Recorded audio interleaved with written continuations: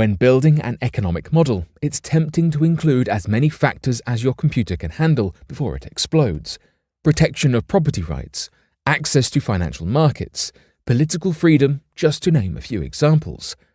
And while an economic model that considers these will be more realistic than one that does not, this would also make our model more complicated than necessary. In what follows, we'll focus on 3 factors of production that are common in all economic models: labour, physical capital, and what can be loosely termed as knowledge.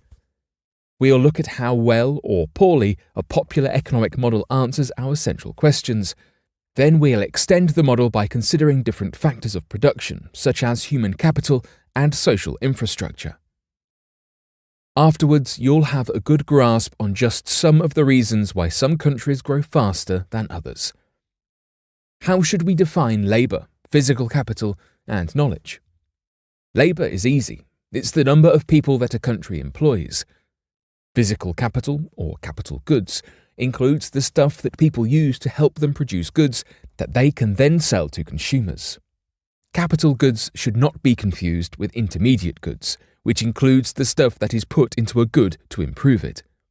For instance, a baker may want to bake cupcakes, so he mixes flour, water, and eggs into a mixing bowl, pours the mixture into a silicon cupcake mold, and then places the mold into an oven.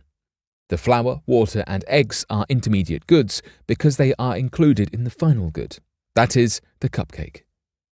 If the baker followed the instructions correctly, then neither the mixing bowl nor the silicon cupcake mold nor the oven should be included in the cupcake.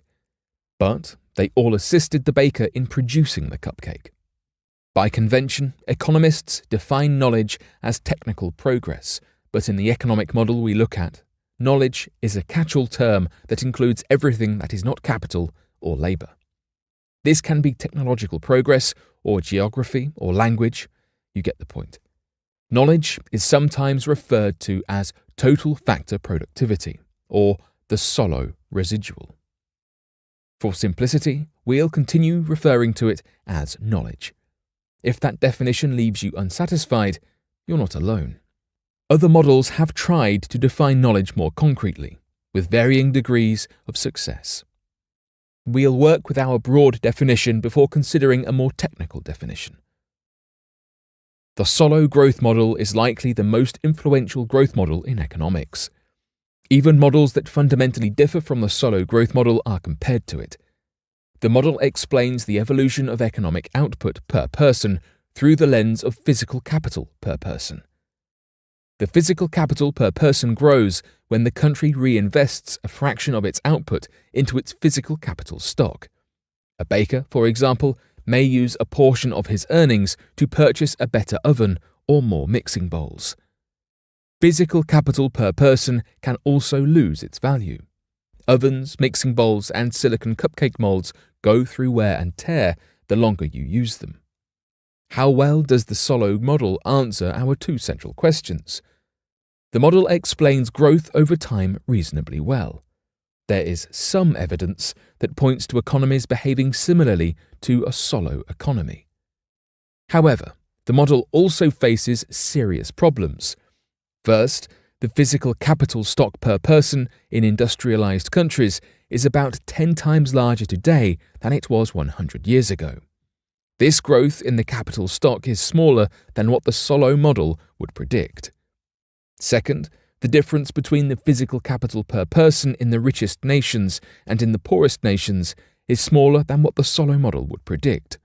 So, physical capital per person, the crux of the Solow model, gives a poor answer to our central questions, which leaves knowledge.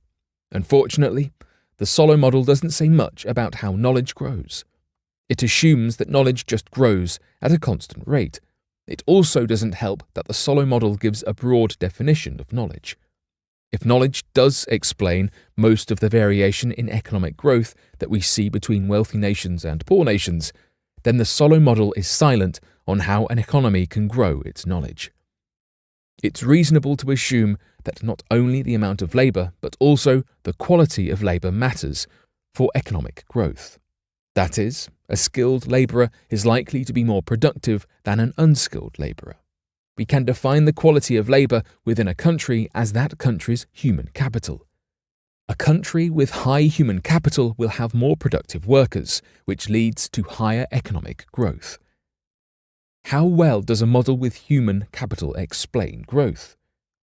According to a 2016 paper, there is a positive relationship between economic growth and the average education of a country's labour force.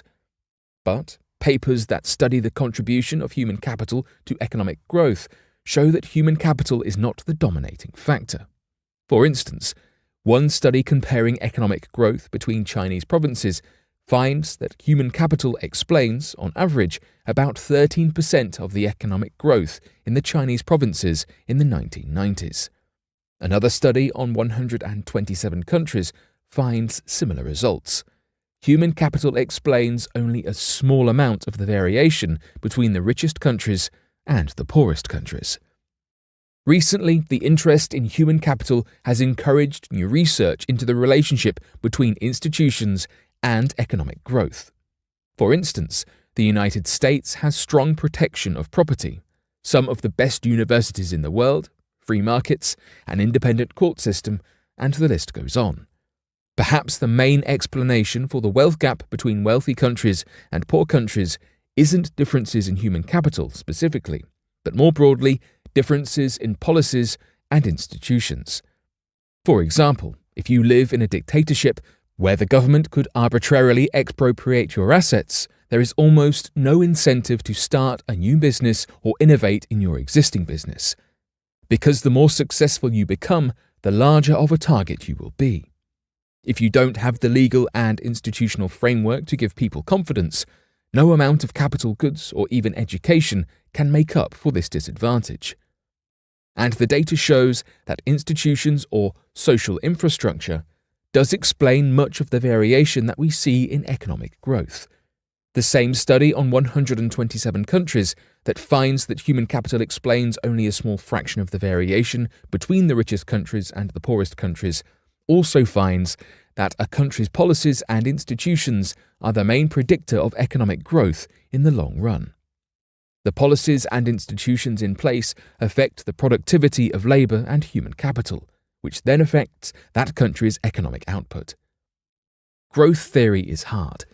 Economists interested in economic growth are still discussing today which factors of production best explain the divide between the global north and the global south. It's unclear if economists will ever reach a consensus. The takeaway then, at least for us, isn't which factors of production explain most of economic growth, but how different factors of production influence growth. When you change your thinking from what to how, then you really start thinking like an economist.